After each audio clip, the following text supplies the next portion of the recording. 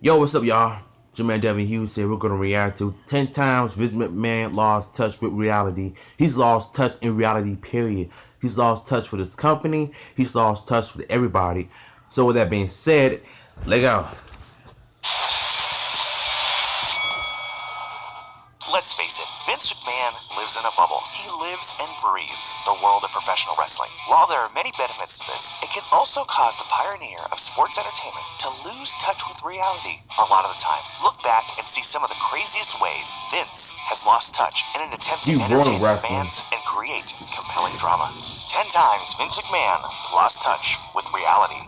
The incest storyline. If there's a taboo storyline, Vince McMahon would love to take it on and try to shock the audience. Back in the early 2000s, he may have pushed things a little too far with the birth of his own granddaughter. When Stephanie McMahon gave birth, Vince suggested that they move forward with a Who's the Daddy storyline. The ultimate That was reveal the would stupidest come when storyline I've Vince ever was the seen father. on TV. Thankfully, Stephanie McMahon nixed this idea. Micromanaging announcers. If you dislike the current announcing in WWE, then you probably have Lord. Vince McMahon to blame. Look, Michael Cole, Baron Saxton, David Otunga are the worst commentators.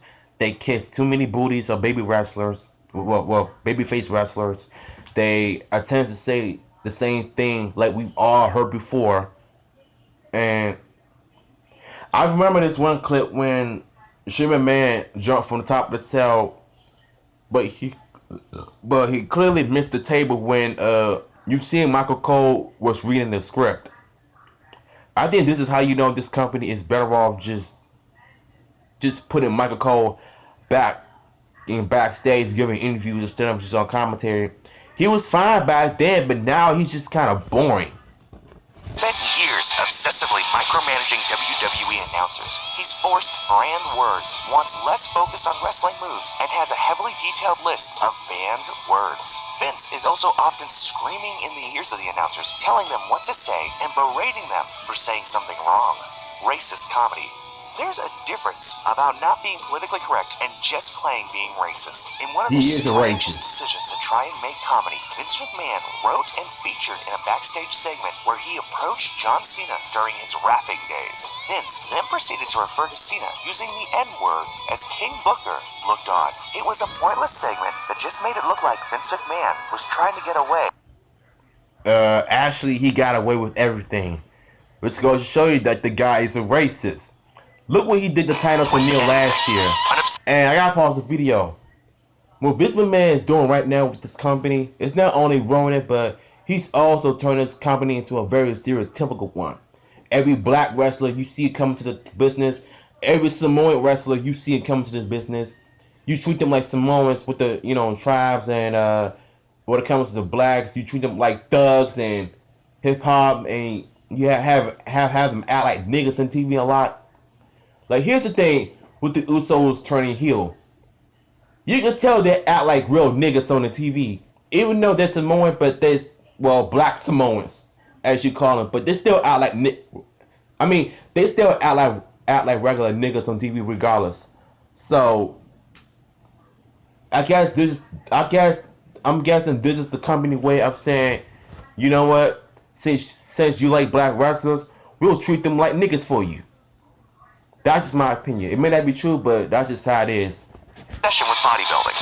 Bodybuilding has never had the mainstream success that pro wrestling has, but in the 1990s, Vince wanted to change that perception around. That's when he formed the massive failure known as the World Bodybuilding Federation. Dubbed the WBF, valued airtime and pages in the World WWF Bodybuilding magazine were Federation. devoted to this organization that was a failure from the start. The over-the-top antics of pro wrestling did not fit with the professionalism of bodybuilding. Vince sees dead people. In 2009, WWE started to get guest hosts, reaching out to all types of B-list celebrities like Jeremy Piven. Here's the thing. Ever since that happened, I pretty much lost interest in the WWE, because why is it every time you're going to have this dude bring out celebrity guest hosts to host Monday Night Raw, you know bad things are going to happen. You know, like, it's going to suck. But in my honest opinion, though, I really think that Vince McMahon should just step down. Either you give this company to Triple H or Shimmer Man, or just retire. Period. One of the other. But as of right now, I pretty much prefer to him to just give this company to Triple H or Shane McMahon. Those two care about the business more than he does. And let me just say this. When he came up with the Attitude Era, that's when everything changed because he knew exactly he knew exactly what to do when he was getting beat by Ted Turner's WCW in the Monday Night Wars. That's when he started to change a bit. In my opinion, he should have kept the Attitude Era and the Ruthless Aggression Era despite some of the controversies that happened at that period of time. But once you turn it into PG in 2008, they were still showing some blood and stuff with Shawn Michaels. I think it was Shawn Michaels versus Jericho. And you know what? This is how you know of how you see these faggot moments in wrestling today. Referees putting on gloves, wiping blood off the wrestlers, even though the blood is fake, but you can at least keep the blood on the wrestlers so that way it'll sell the good stories. But unfortunately, it ain't like that. Barker. During this time, Vince requested that his staff reach out to former Family Feud host Ray Combs. The only problem, Combs died in 1996 due to a self-inflicted suicide. Vince is so far in his own bubble that he doesn't even know what celebrities are alive or dead. Right. Suspending Titus O'Neil. Oh my God. Yo. Do you remember in my last video when I talked to you about Titus O'Neil, about why I think Vince McMahon is racist? You see, Vince has a way of, you know, he has a way of firing people over dumb stuff. And this is exactly one of them, people. Last year was the worst year of the WWE. It was the worst year of everything, period. From politics, sports, wrestling, everything. But when it comes to Titus O'Neil getting suspended over some dumb stuff, playfully grabbing his arm, and then you're going to have him miss WrestleMania, and then you're going to have him come back to be treated like a joke. I think he's better off away from the WWE because of how badly they're treating their wrestlers. It's true. O'Neil incident will go down as one of Vince's oddest decisions. During a segment on WWE Raw, Vince and Stephanie were heading to the back. When Vince proceeded to go first, Titus playfully grabbed him and told him, "Ladies first." The physical contact caused Titus to get suspended for 60 days. That suspension was heavily criticized by the wrestling community, but remained upheld for the duration of the time. The Roman Reigns filter. Oh my God. What's even worse, I'm sorry if I keep pausing this video, but everything he says is true. We all hate Roman Reigns, and this is one of them. Vince McMahon wants Roman Reigns to be like John Cena. You've seen that in my last reaction video of that, and now it seems like to me this company cares more about brand than wrestling. And now you got kids that, oh my God, every time when something big is happening, what is the stupidest thing that this company can do? The cameraman keep pointing at the kids. Why? What about the adult fans like us that grew up with the franchise, that grew up with your crappy product? I'm not really a PG fan. And the reason why I still watch this is because I want to see it improve. But it just seems like it's not doing anything. And Vince McMahon is just ruining it by adding insult to injuries. Sometimes Vince doesn't have a clear head when it comes to wrestling pushes and failures. One of the most recent examples is Roman Reigns. Vince spent years shoving Roman Reigns down people's throats, and the backlash began to rise. When fans wanted to see Seth Rollins, Daniel Bryan, or another superstar in the main event position, Roman Reigns kept getting picked as the guy. The experiment has continued to fail, and Roman Reigns gets heavily booed in every arena he's in. The rise and fall of the XFL.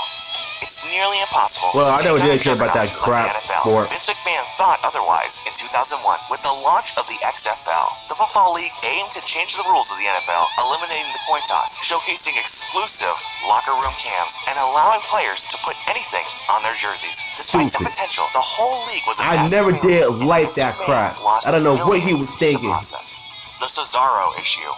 Consistently selected and voted as WWE's most underrated wrestler, Cesaro has showcased his ring talent for numerous years. He has proven He can has entertain plenty of crowds talent. and work with all types of wrestlers. That's why it was so shocking to hear Vince McMahon claim that Cesaro doesn't have the it factor. No, the reason why he said that is because he only cares about John Cena and Roman Reigns. This nigga thinks that we want those guys. We don't.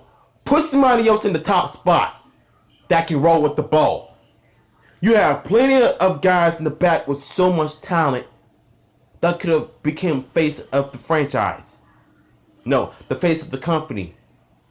And you shoved the cancers in our throat for so many years, John Cena and Roman Reigns, and you expect us to just expect it, respect it. We don't respect nothing. And as for the fanboys out there, you guys are the worst. While appearing on the Stone Cold Steve Austin podcast, those shocking words actually helped Cesaro fans rise up more, built the Cesaro section, and help cheer him on. See no evil. Vince McMahon loves getting involved with the WWE movies and portraying various ideas. Rumors have been circulating for years that he and Hulk Hogan completely rewrote the film No Holds Barred. When it came time to write Kane's horror movie See No Evil, his ideas were a little out there. Vince repeatedly wanted Kane's character to have a 3-foot-long private part that he was shown pleasuring on screen. The scene was never written, despite Vince's insistence on the perverted character trait. Yeah, this is why he some of needs those to were go. pretty plain crazy. What were some of your favorites? Look, all I know for sure is that Vince McMahon needs to step down as CEO or chairman of the company. He may create WWF, but his father was the one who invented WWF first, not Vince McMahon. It was given to him. This